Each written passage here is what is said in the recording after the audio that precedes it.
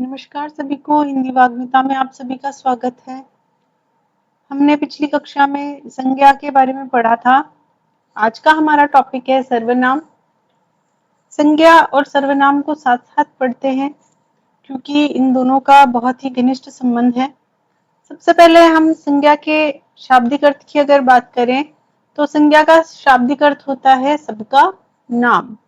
ये वो विकारी शब्द हैं जो संज्ञा के स्थान पर प्रयुक्त होते हैं। अगर परिभाषा हम इसकी पढ़ें तो पूर्व पर्व संबंध के आधार पर, यानी इनके आपस में संबंध के आधार पर संज्ञा के स्थान पर जो विकारी शब्द प्रयुक्त होते हैं उन्हें सर्वनाम कहते हैं।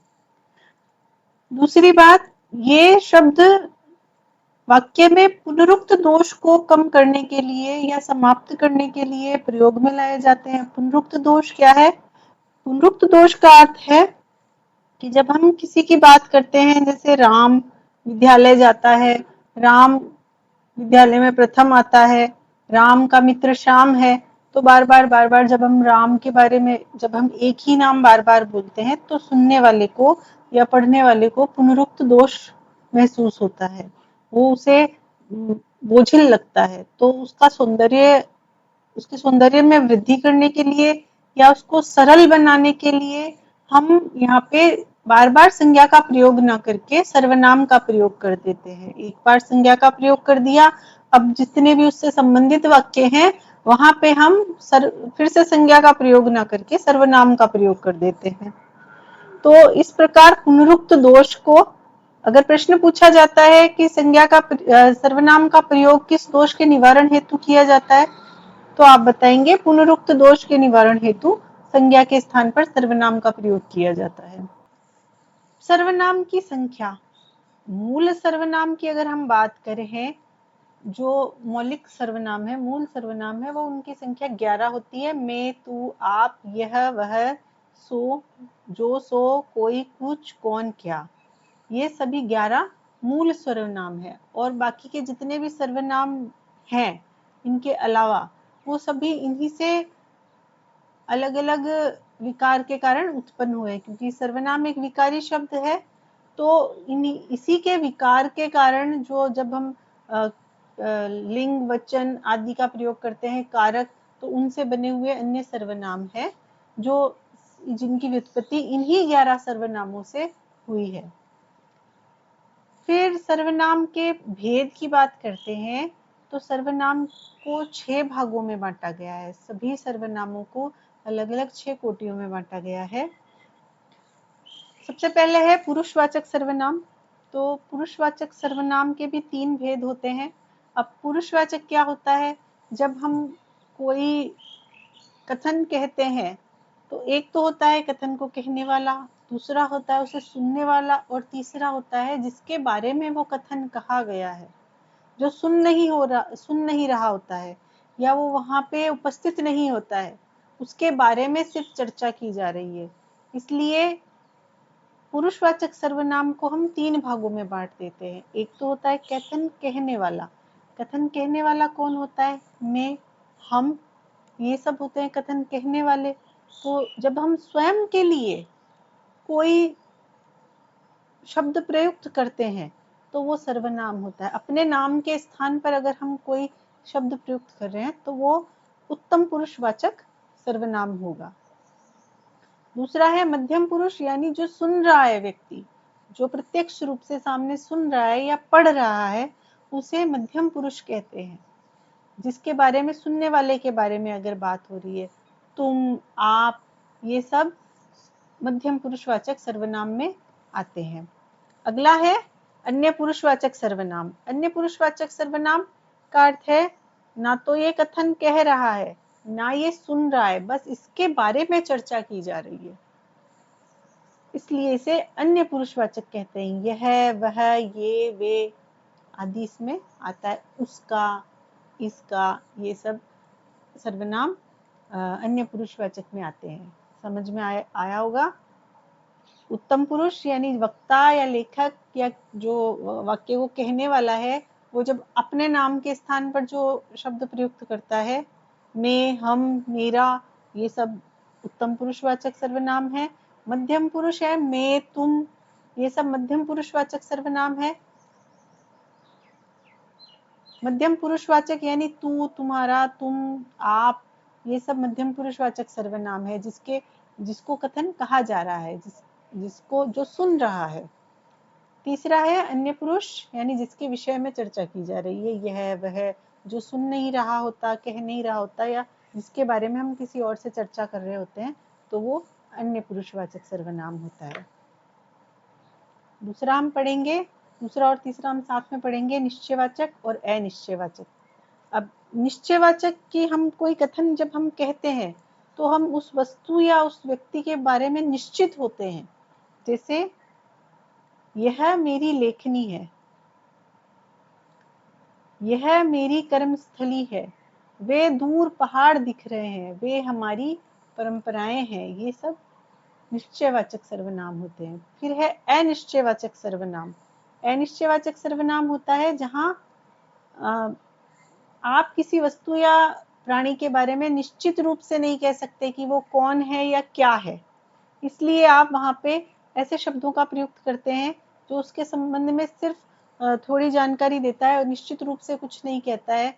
जैसे द्वार पर कोई खड़ा है, अब कोई कौन खड़ा है इसके बारे में आप निश्चित रूप से नहीं कह पाते हैं, या सुनने वाला निश्चित रूप से जान नहीं पाता है कि किसके विषय में बात हो रही है।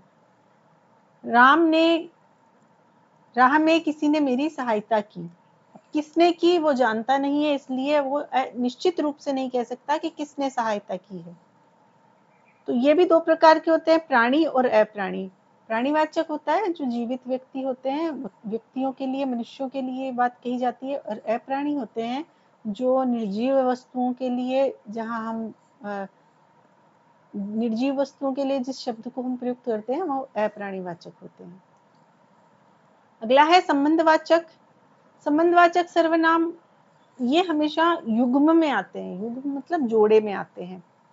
जैसे जो सोएगा वो खोएगा, जो जागेगा वो पाएगा, यानी दो बातों को हम जोड़ कर कह रहे हैं, इन दोनों का आपस में संबंध बता रहे हैं। सोने का खोने से और जागने का पाने से जो संबंध बताया जा रहा है, तो वहाँ जिन शब्दों का प्रयोग हम कर रहे हैं, जैसे जो, सो, ये ना, तो ये संबंधवाचक सर्वनाम है। जैसा करोगे वैसा भरोगे, तो ये जब युग्म में प्रयुक्त होते हैं, दो वाक्यों का या दो वस्तुओं का, दो क्रियाओं का आपस में संबंध जब बताया जाता है, तो ये संबंधवाचक में होता है। इसकी ट्रिक ये इतनी है कि ये हमेशा युग्म में आते हैं, जो, सो, जिसका, उसका, ये इस प्रकार से आते हैं जब दो सर्वनाम साथ में ही आते हैं। फिर है प्रश्नवाचक। प्रश्नवाचक जब हम अपने मन की जिज्ञासा प्रकट करते हैं तो वो प्रश्न होता है। जैसे हम जब जानना चाह रहे होते हैं कि सभा में आज कौन मुख्य वक्ता है, तो ये कौन, ये प्रश्नवाचक सर्वनाम है। यहाँ शोर, किसने शोर मचाया, तो कौन तो प्राणीवाचक है, कौन, किसने, ये सब प्राणीवाचक है। क्या, ये वस्तुवाचक है या अप्राणीवाचक है, जो निर्जीवों के लिए प्रयुक्त होता है। प्राणीवाचक सजीवों के लिए, किसी मनुष्य के लिए होगा, और अप्राणीवाचक निर्जीवों के लिए होता है। अगला अंतिम सर्वनाम है निजवाचक सर्वनाम। इसमें मुख्य रूप से आप शब्द आता है। अब आप शब्द आपने पढ़ा था मध्यम पुरुषवाचक सर्वनाम में भी, तो मध्यम पुरुषवाचक सर्वनाम और निजवाचक सर्वनाम को आपको दोनों को अलग अलग करके देखना होगा। आपको वाक्य पूरा अच्छे से पढ़ना होगा, तब आपको ये समझ में आएगा कि इन दोनों में क्या फर्क है। शब्द समान है, वहां भी आप आता है, यहाँ भी आप आता है, लेकिन आपको दोनों में अंतर करना आना चाहिए। देखो, अगर निजवाचक सर्वनाम में आपका प्रयोग हो रहा है तो वो स्वयं के लिए हो रहा है, वो सुनने वाले के लिए नहीं हो रहा। वक्ता जो कह रहा है, व्यक्ति, वो अपने बारे में प्रयोग कर रहा है, या जिसके बारे में कहा जा रहा है उसके बारे में ही प्रयोग हो रहा है। मैं अपना काम अपने आप कर लूंगी, तो यह जो आप आया है वो मेरे लिए आया है, इसलिए ये निजवाचक सर्वनाम होगा। जैसे गांधी जी अपना काम आप करते थे, यानी अपने आप करते थे वो अपना काम, तो ये निजवाचक होगा, अपने लिए आया है। और अन्य पुरुष में होगा तो आप, जब हम सुनने वाले के लिए जब प्रयोग में ला रहे हैं, जैसे प्रसाद जी महान लेखक थे, आप छायावाद के प्रवर्तक कहलाए, तो यहाँ प्रसाद जी के लिए बात हो रही है, इसलिए ये अन्य पुरुषवाचक हो गया। ठीक है, देखो तीन तीन हो गए हैं आपके सामने, आप तीनों में भेद समझिएगा। अब देखो तीन तीन तरह के सर्वनाम हो गए इस एक शब्द को लेकर, आपको तीनों में फर्क महसूस करना होगा। एक वाक्य में कहूंगी आप यहाँ आ गए हैं, या आप बहुत अच्छे व्यक्ति हैं, तो यहाँ आप होगा जब मैं कह रही हूँ, सामने वाला व्यक्ति सुन रहा है, तो सुनने वाले के लिए प्रयुक्त हो रहा है, तो ये मध्यम पुरुषवाचक सर्वनाम होगा। तीसरा, अगर मैं कहूंगी, जैसे इसमें हमने एक उदाहरण दिया है, प्रसाद जी महान लेखक थे, आप छायावाद के प्रवर्तक कहलाए, तो वो महान थे इसलिए हमने वह यह जैसे शब्द प्रयोग में नहीं लाकर उनके लिए हमने क्या, आप शब्द का प्रयोग किया। तो ये यहाँ हम हमारे जयशंकर प्रसाद जी हमारी बात सुन नहीं रहे ना, तो आप शब्द यहाँ पे अन्य पुरुषवाचक होगा, ये सुन नहीं रहे हैं हमारी बात, हम सीधे उनसे बात नहीं कर रहे हैं। अगर मैं सीधे कह रही हूँ कि आप बहुत अच्छे व्यक्ति हो, आप बहुत अच्छे साहित्यकार हो, आपके लिए कह रही हूँ, जो आप सुन रहे हो आपके लिए कह रही हूँ, आप बहुत अच्छे विद्यार्थी हो, तो आपकी और मेरी सीधी बात हो रही है, तो मैं सिर्फ आप ही के लिए कह रही हूँ ये शब्द, तो यहाँ पे मध्यम पुरुषवाचक सर्वनाम होगा। लेकिन अगर मैं जयशंकर प्रसाद जी के लिए बात कर रही हूँ या गांधी जी के लिए बात कर रही हूँ कि गांधी जी के लिए अगर कहूँ कि महात्मा गांधी बहुत महान राजनेता थे, या आपने हमें आज़ादी दिलवाई, तो यहाँ गांधी जी के लिए बात हो रही है कि गांधी जी ने हमें आज़ादी दिलवाई, तो हम यहाँ पे कोई अन्य सर्वनाम प्रयुक्त नहीं करके आदर की वजह से, उनकी महानता को ध्यान में रखते हुए उनका आदर की वजह से हमने आप शब्द प्रयुक्त किया, तो यहाँ आप होगा अन्य पुरुष में, क्योंकि गांधी जी हमारी बात सुन नहीं रहे हैं, इसलिए अन्य पुरुष में आएगा। तीसरा है निजवाचक, अगर मैं कहूँ मैं अपना काम अपने आप कर लूंगी, तो यहाँ जो आप शब्द आया है वो मेरे लिए आया है, इसलिए ये निजवाचक हो।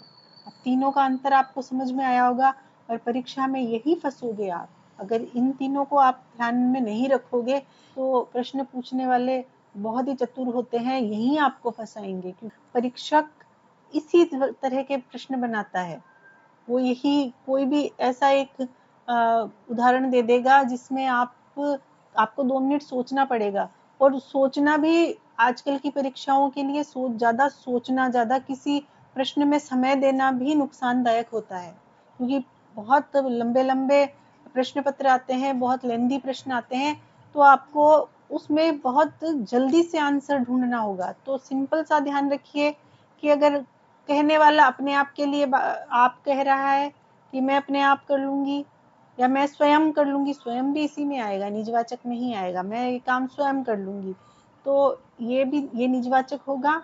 अगर हम सामने किसी से डायरेक्ट बात कर रहे हैं, वहां आपका प्रयोग कर रहे हैं, तो वो मध्यम पुरुष होगा। और जब हम किसी को आदर देने के लिए अगर हम आपका प्रयोग कर रहे हैं, जो हमारी बात सुन नहीं रहा है, कोई और व्यक्ति है, हम किसी और के बारे में बात कर रहे हैं, लेकिन उसको आदर देने के लिए हम आपका प्रयोग कर रहे हैं, तो वहां पे अन्य पुरुषवाचक सर्वनाम होगा। अब मैं उम्मीद कर रही हूँ आपसे कि आप ये समझ गए होंगे। ऐसे ही कुछ कंफ्यूजन करने वाले और चीजें हैं, कुछ नियम हैं, कुछ व्यावहारिक तथ्य हैं जिनके बारे में हम चर्चा करेंगे। मैं यहाँ कुछ आपके लिए और ऐसे पॉइंट्स लेकर आई हूँ जिस पर प्रश्न बनना बहुत ही घातक हो जाता है। देखो, सर्वनाम और लिंग निरपेक्षता। कुछ सर्वनाम ऐसे होते हैं जो मूल सर्वनाम होते हैं, वो लिंग निरपेक्ष होते हैं। लिंग निरपेक्ष कैसे? जैसे यह जाता है, यह जाती है, तू क्या कर रहा है, तू क्या कर रही है, आप कौन है ना, ये लिंग निरपेक्ष है। इनको जब हम क्रिया इनके साथ होती है तभी इनका लिंग पता चलता है। जब इनके साथ में अन्य पद अगर होते हैं तभी हम इनके लिंग के बारे में जानकारी, जैसे उसने कहा या किताब उसकी है, तो यहाँ हम यहाँ हम किसी भी सर्वनाम का लिंग निश्चित नहीं कर पाते हैं। जब उस वाक्य में क्रिया होती है तभी उसका लिंग निश्चित होता है। तो सर्वनाम हमेशा लिंग निरपेक्ष होता है। फिर है विभक्ति चिन्ह किस प्रकार प्रयुक्त होते हैं। संज्ञा में विभक्ति चिन्ह होते हैं अलग से लिखे हुए, है ना। अलग से लिखना मतलब विश्लिष्ट होते हैं, साथ में नहीं होते, जुड़े हुए नहीं होते। लेकिन सर्वनाम में जब कारक चिन्ह होते हैं वो सर्वनाम के साथ जुड़े होते हैं, संश्लिष्ट होते हैं। ये संश्लिष्ट और विश्लिष्ट दोनों विलोम शब्द भी है, ध्यान रखना। अब देखो, एक ये सबसे महत्वपूर्ण पॉइंट है आपका कि सर्वनाम और सार्वनामिक विशेषण, आगे हम विशेषण पढ़ने वाले हैं तो आप यही इसको क्लियर कर लो। देखो, सार्वनामिक विशेषण और सर्वनाम दोनों में समान शब्द प्रयोग में आते हैं, लेकिन जब सर्वनाम का प्रयोग आप करोगे तो उसके साथ में कोई भी संज्ञा शब्द का प्रयोग नहीं करोगे। सीधे सीधे जस्ट सर्वनाम के बाद में संज्ञा का प्रयोग नहीं किया जाएगा। सार्वनामिक विशेषण होता है वो हमेशा संज्ञा से पहले आएगा, यानी सार्वनामिक विशेषण के साथ में उसके आगे हमेशा कोई ना कोई संज्ञा शब्द होगा। जैसे वह बालक जा रहा है, अब वह जा रहा है ये है सर्वनाम, और वह बालक जा रहा है तो वह ये सर्वनाम नहीं है। वह और वह दोनों शब्द तो समान है, लेकिन अब आपको यहाँ पे अपनी बुद्धि को तार्किक बनाना पड़ेगा कि जब बालक साथ में आया है तो ये बालक का विशेषण हो गया, ये बालक का सार्वनामिक विशेषण हो गया कि वह बालक जा रहा है। इसलिए यहाँ पे सार्वनामिक विशेषण का प्रयोग किया जाएगा। अगर पूछा जाए, ये वाक्य अगर दे दिया जाए आपको और पूछा जाए कि यहाँ किस प्रकार का विकारी शब्द है, यह वह किस प्रकार का विकारी शब्द है, तो आप वहाँ पे सर्वनाम मत करके आना, आपका 100% वो सवाल गलत हो जाएगा। आपको वहाँ पे करना है सार्वनामिक विशेषण, क्योंकि ये बालक की विशेषता बता रहा है। वह बालक पर्टिकुलर बालक के बारे में बात हो रही है। तो ध्यान रखोगे, जिस शब्द के, जिस सर्वनाम के साथ में संज्ञा का प्रयोग होता है वो सार्वनामिक विशेषण होता है, और सर्वनाम कहाँ होगा, जहाँ पे संज्ञा का प्रयोग नहीं होगा। सर्वनाम के साथ में संज्ञा का प्रयोग नहीं होगा।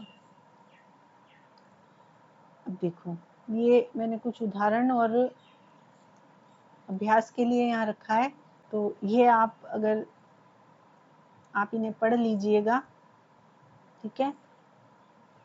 आपको सर्वनाम समझ में आए होंगे। अगर आपका कोई प्रश्न है तो आप कमेंट बॉक्स में आराम से पूछ सकते हैं। किसी भी चर्चा के लिए बिल्कुल तत्पर हूँ। अगर कक्षा पसंद आई हो तो लाइक कीजिए, मेरे चैनल को हिंदी वाग्मिता को आप सब्सक्राइब कीजिए। धन्यवाद हिंदी वाग्मिता से जुड़ने के लिए।